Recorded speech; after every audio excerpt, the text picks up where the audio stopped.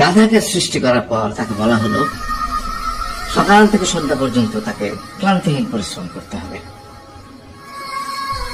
সারা জীবন তাকে পিঠে ভারী বোঝা বইতে হবে, খেতে পাবে শুধু ঘাস, আর তার মাথায় কোনো বুদ্ধি থাকবে না। তার আয়ু হবে 50 বছর। গাধা করজোড়ে সৃষ্টিকর্তাকে বলল, আমি এত বছর বাঁচতে চাই না, আমাকে 20 বছর আয়ু দেওয়া হোক। সৃষ্টিকর্তা সেটাই মঞ্জুর করলেন। কুকুরকে যখন সৃষ্টি করা হলো তখন তাকে বলা হলো যে সে হবে মানুষের সবচেয়ে বড় বন্ধু, কিন্তু সে খাবে মানুষের উচ্ছিষ্ট, এবং তার আয়ু হবে 30 বছর।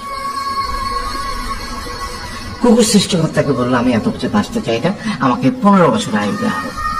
সেটাই মঞ্জুর করা হলো। এরপর বানরকে বলা হলো, তুমি শুধু গাছের এ ডাল থেকে ও ডালে ঝুল খাবে এবং নানান রকম ফন্দি ফিকিরি করে মানুষকে আনন্দ দেবে, তোমার আয়ু হবে 20 বছর। বানর বলল, আমি 20 বছর বাঁচতে চাই না, আমাকে 10 বছর দেওয়া হবে। সেটাই মঞ্জুর করা হলো। এবার এলো পুরুষ মানুষের পালা।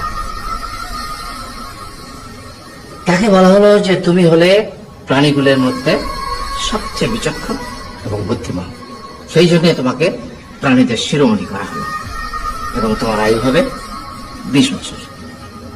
তখন পুরুষ মানুষ বলল, করজোড়ে বলল সৃষ্টিকর্তাকে যে 20 বছর আয়ু অত্যন্ত কম, হে প্রভু, আমাকে ওই গাধার সে যে 30 বছর আয়ু চায়নি সেটা আমাকে দেয়া হোক, ওই যে কুকুর 15 বছর ফিরিয়ে দিয়েছিল সেটাও আমাকে দেয়া হোক, আর যে বানর 10 বছর নেয়নি সেটা আমাকে দেয়া হোক। 20 বছর অত্যন্ত কম, আমি দীর্ঘদিন বাঁচতে চাই। সৃষ্টিকর্তা সেটাও মঞ্জুর করলেন। তারপর কি হলো?